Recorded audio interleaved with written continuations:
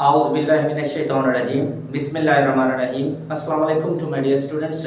I hope all of my students and people who are watching me, you will be fine. Students, आज हम लोग जो first year mathematics है 2025 में जो चेंज हो चुका है, आप सभी को पता है।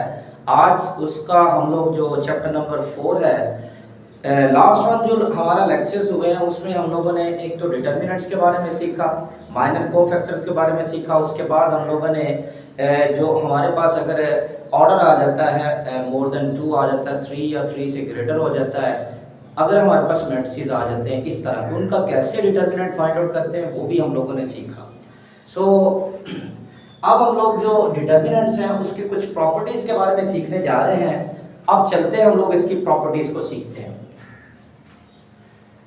अच्छा, प्रॉपर्टी नंबर 1 है, मैं यहाँ पर मैंने 6 लिखी है, इसकी वैसे टोटल 8 है, तो मैं 6 को पहले एक्सप्लेन कर देता हूँ। अच्छा, ये जितनी भी प्रॉपर्टीज होंगी ना, जब भी हम लोग डिटर्मिनेंट की बात करते हैं तो याद रखिएगा ये हमेशा स्क्वायर मैट्रिक्स ही होता है। आप किसी स्क्वायर मैट्रिक्स का ही डिटर्मिनेंट फाइंड आउट कर सकते हैं। अच्छा, फर्स्ट वन हमारी प्रॉपर्टी है for a square matrix A. कोई भी अगर एक स्क्वायर मैट्रिक्स हो जो कि ए है, उसका डिटर्मिनेंट अगर लें और उसके ट्रांसपोज का डिटर्मिनेंट लें तो दोनों एक ही हमें जो आंसर देते हैं। फर्ज करते हैं मेरे पास है एक मैट्रिक्स ए, ये मैंने एक छोटा सा वैसे 2x2 का एक मैट्रिक्स ले रहा हूं, वो है ए बी सी और डी।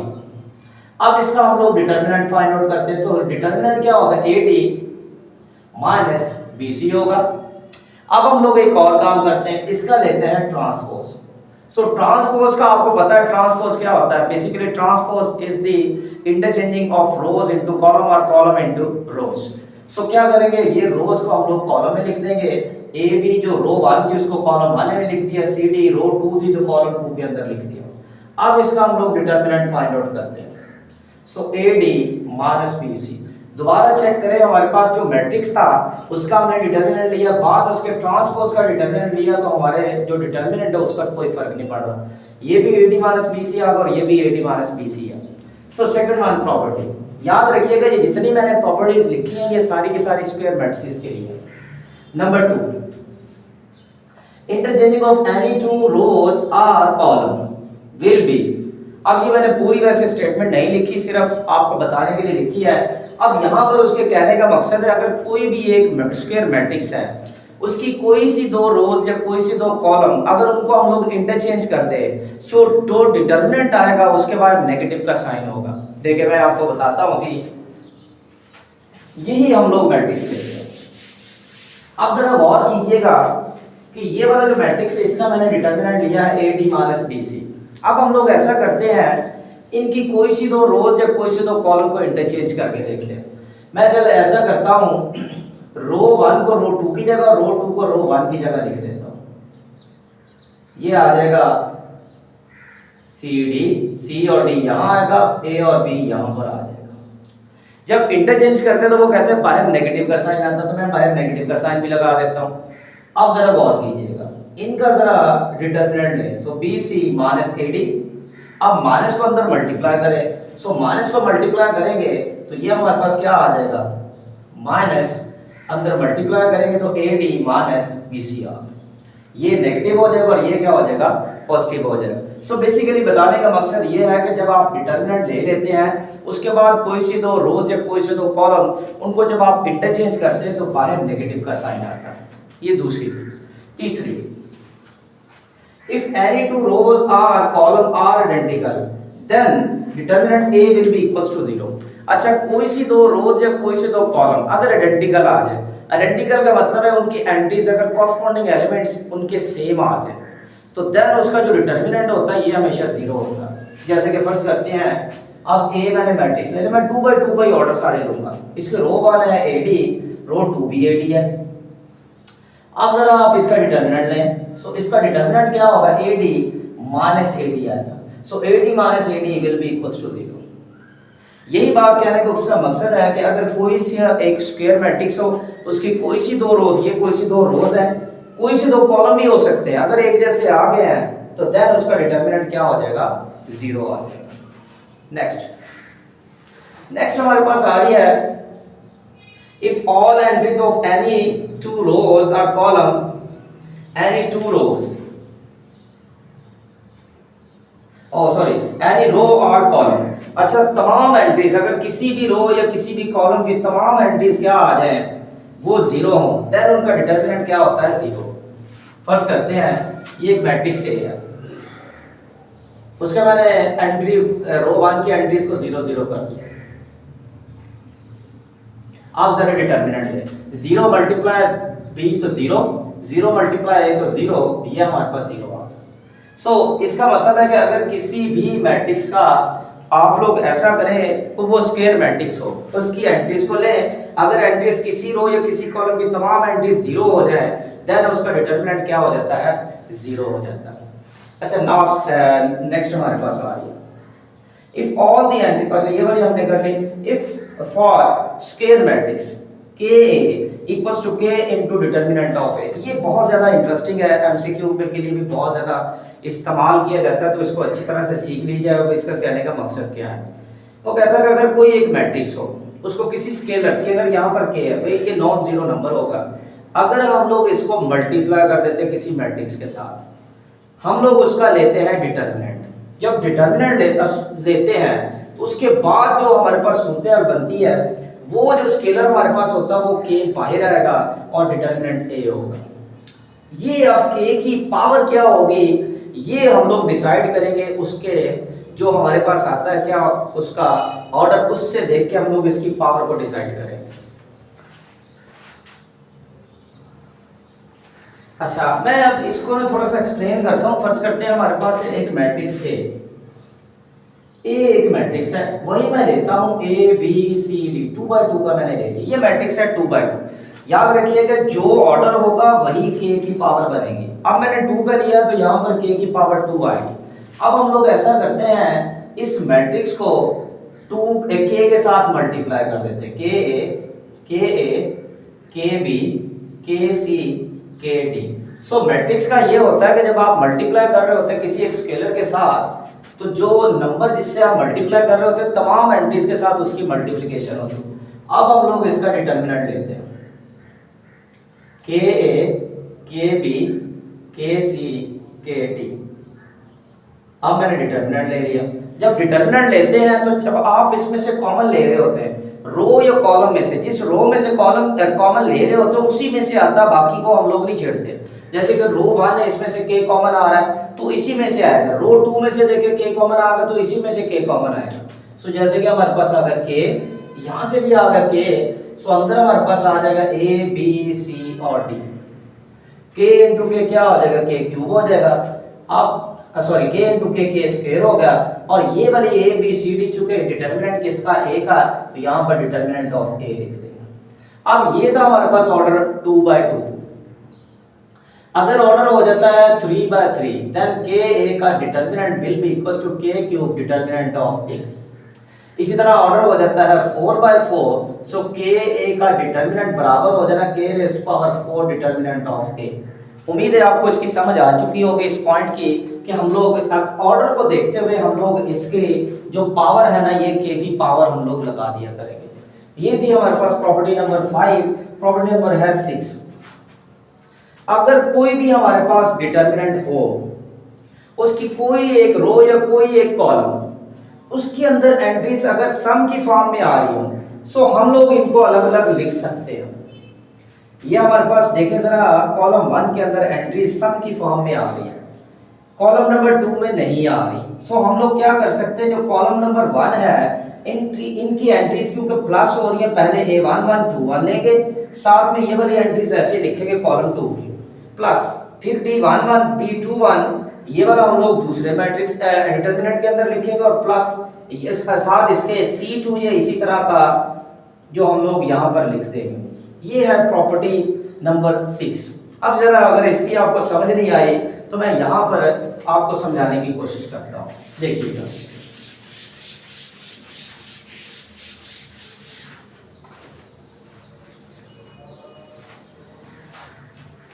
देखें, अगर मैं कोई एक न्यूमेरिकल वैल्यूज लेता हूँ, 3 + 5 4 + 7, अब यहाँ पर मैं लिख देता हूँ 8 9।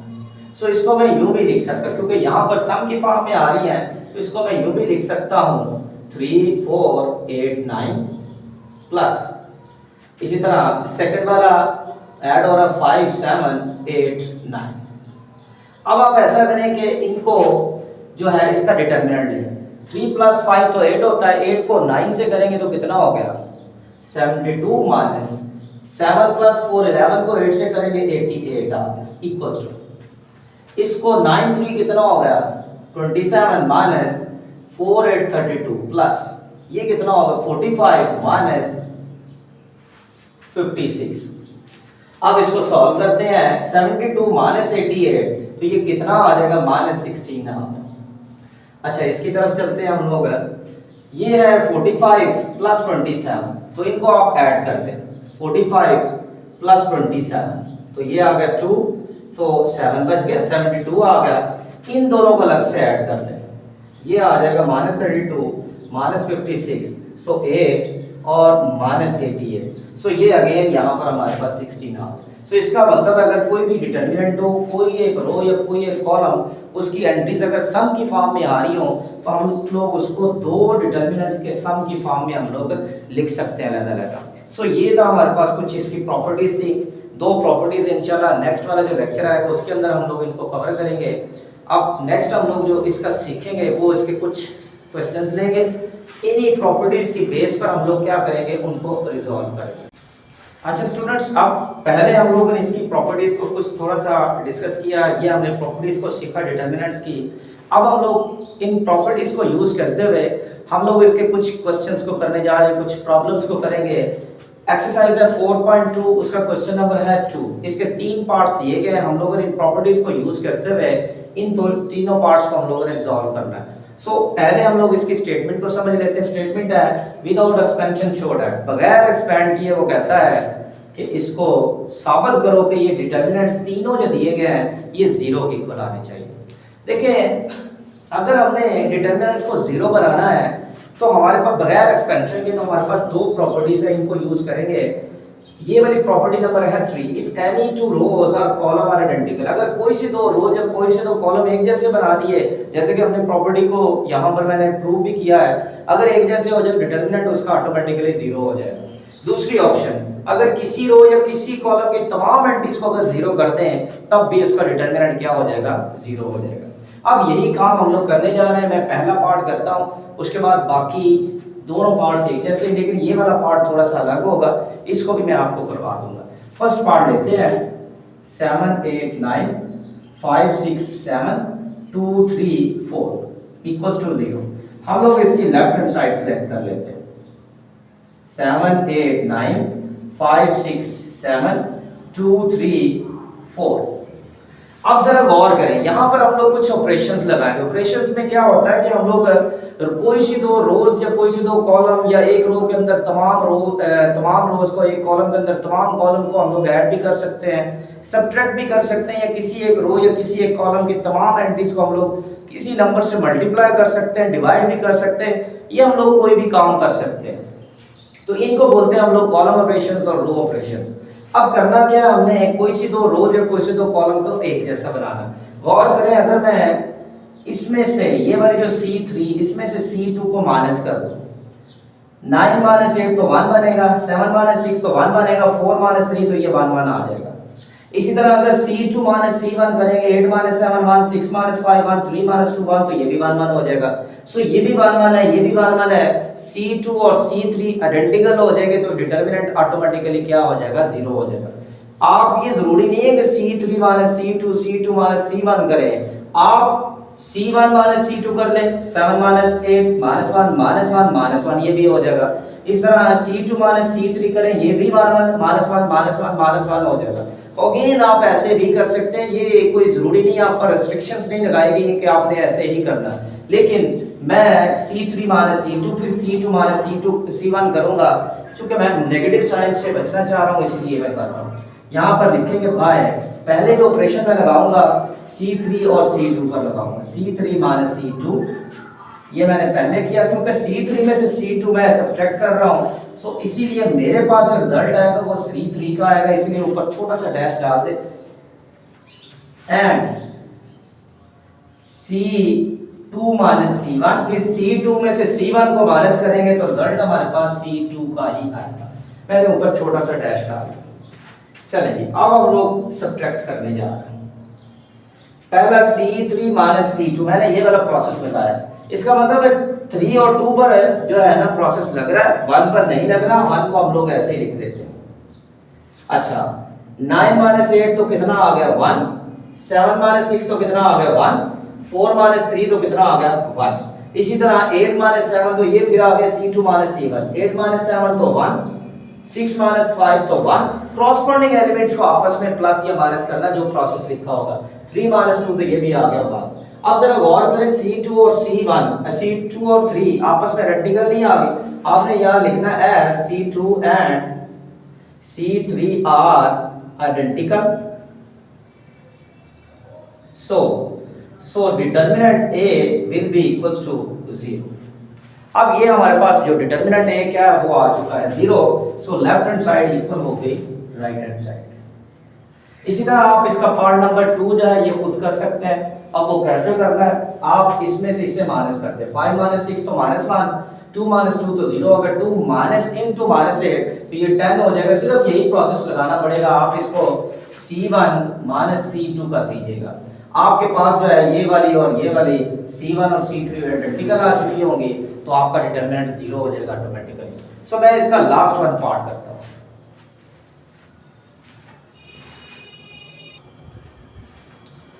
अच्छा स्टूडेंट्स, इसका लास्ट वन जो पार्ट है पार्ट नंबर 3। अब जरा गौर करें, इसको हमने 0 के इक्वल लाना है। तो हमने अभी सीखा, अगर कोई से दो रो से कोई से दो कॉलम आइडेंटिकल बना दें, 0 हो जाता है डिटरमिनेंट। अगर किसी रो या किसी कॉलम की तमाम एंट्रीज को 0 कर दें, तब भी डिटरमिनेंट 0 हो जाता है। अब जरा गौर कीजिएगा, यहाँ पर तो हमें कुछ नजर नहीं आ रहा। जिस तरह से यहाँ पर हमने C1 minus C2, C2 minus C3 ये किया है, लेकिन यहाँ पर कुछ नजर नहीं सूरत आ रहा है। अब एक और सूरत हाल हो सकती है, हम लोग तमाम एंट्रीज को 0 अगर बना दें तो हमारे पास जो डिटरमिनेंट वो भी 0 आ जाएगा। सो चलिए कुछ करते हैं। अब देखिए, ये माइनस A है, ये प्लस C है। इधर थोड़ा सा गौर करना, यहाँ पर तो 0 ऑलरेडी बन चुका है। ये वाले दोनों मैंने 0 बनाने। अब कैसे गौर करेंगे, यहाँ पर अगर मैं इसको प्लस C से मल्टीप्लाई करूँ, इसको प्लस A से मल्टीप्लाई करूँ, माइनस AC प्लस CA दोनों को जब ऐड करूंगा तो ये 0 नहीं बन जाएगा। हाँ, तो ऐसे ही हम लोग काम करते हैं। इसको C से करते हैं, इसको A से करते हैं, ये वाले जो इसको B से करते हैं, क्योंकि ये प्लस A भी है माइनस A भी है, ये भी 0 हो सकता है। तो यहाँ पर लिखते हैं बाय, जो हमारे पास है R1 उसको C से मल्टीप्लाई कर दो, R2 को B से मल्टीप्लाई कर दो और R3 को A से मल्टीप्लाई कर दो।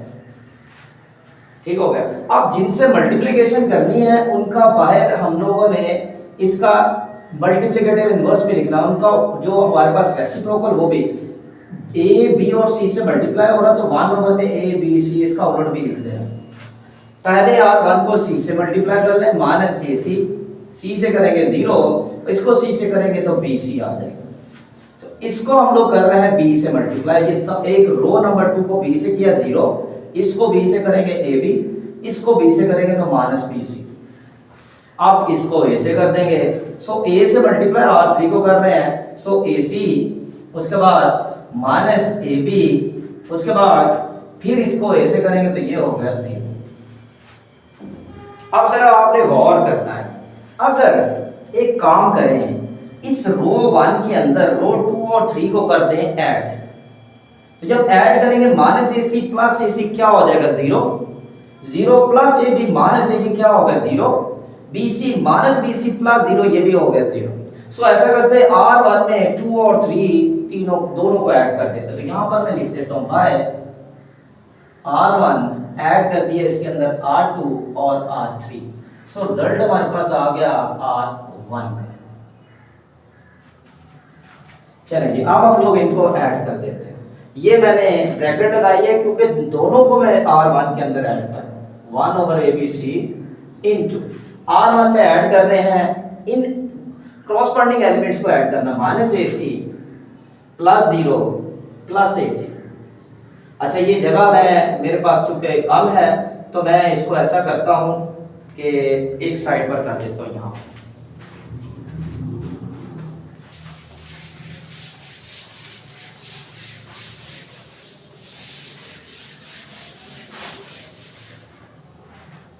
ये मैं काम इधर कर देंगे। लें 1/ABC into minus AC plus 0 plus AC, इस तरह इसमें ऐड कर देते हैं 0 प्लस AB माइनस AB, उसके बाद BC minus BC plus 0। So next R2 और R3 को एज इट इज लिखेंगे क्योंकि ऑपरेशन सिर्फ R1 पर हम लोग कर रहे हैं। 0 AB minus AB, AC minus AB 0 add करें तो ये पॉजिटिव नेगेटिव खत्म हो गए, ये भी पॉजिटिव नेगेटिव खत्म, ये भी खत्म हो गया। सो ये आ गया 1/ABC into 0 0 0 0 AB minus AB AC minus AB 0। जरा गौर करें कि जो R1 की तमाम एंटी जीरो हो चुकी है, हमने प्रॉपर्टी यहाँ पर सीखी थी, अगर 5 नंबर प्रॉपर्टी थी, अगर किसी रो या किसी कॉलम की तमाम एंटीज अगर जीरो हो जाए डिटरमिनेंट भी जीरो हो जाता है। सो यहाँ लिख देंगे as all entries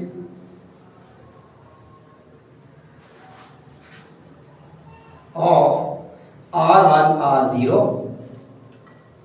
so 1/ABC into 0 will be equals to 0 और ये आ गई राइट हैंड साइड। सो उम्मीद है स्टूडेंट्स आपको इसकी समझ आई होगी कि अगर हम लोग प्रॉपर्टीज को यूज करें तो हम लोग डिटरमिनेंट को कैसे कैसे जीरो बना सकते हैं। ये हम लोगों ने ऑपरेशन सीखे, यहाँ पर हम लोगों ने प्रॉपर्टीज का यूज सीखा। इंशाल्लाह जो नेक्स्ट हमारे पास लेक्चर आ रहा है इन्हीं प्रॉपर्टीज को यूज करते हुए हम लोग बाकी जो हमारे पास प्रॉब्लम्स आ रही हैं उनको भी सॉल्व आउट करना सीखेंगे। तब तक के लिए मुझे इजाजत दीजिए, अल्लाह हाफिज।